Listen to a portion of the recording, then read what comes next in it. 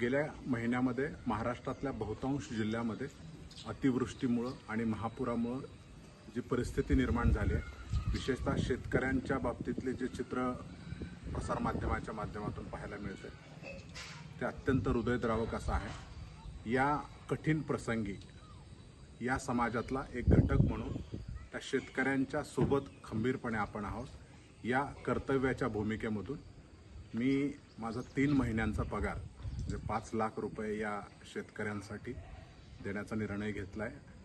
आज पहिल्या टप्प्यामध्ये मी बार्शी तालुक्यामधले ज्या 2 शेतकऱ्यांनी आत्महत्या केल्या होत्या त्यांच्या कुटुंबियांना, विशेषतः त्यांची जी मुलं आहेत की त्यांच्या शिक्षणासाठी म्हणून 1-1 लाख रुपयांचा रक्कम जी आहे मी ते त्यांना घरी स्वतः जाऊन सुपूर्द केली।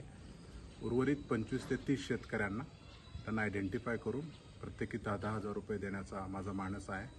काही वेगळं करतो ही भावना नाही आहे। एक कर्तव्याच्या भूमिकेमधून आपण अन्नदाता ज्याला म्हणतो त्या शेतकऱ्यांकडं मागं वळून पाहण्याची भूमिका म्हणून हा निर्णय मी घेतलेला आहे। आणि माझी आवाहन आहे आपल्या माध्यमातून की वेगवेगळ्या क्षेत्रामध्ये काम करणारी मोठ्या पदावरती असणारे जे लोक आहेत त्यांनी मागं वळून पाहावं। आपल्या गावाला, पंचक्रोशीला आणि तालुक्यातल्या लोकांसोबत, त्या शेतकऱ्यांसोबत आपण ठामपणे उभं राहावं आणि संबंध समाज त्यांच्यासोबत आहे ही जाणीव त्यांना करून द्यावी, अशी विनंती, आवाहन मी या माध्यमातून करतो।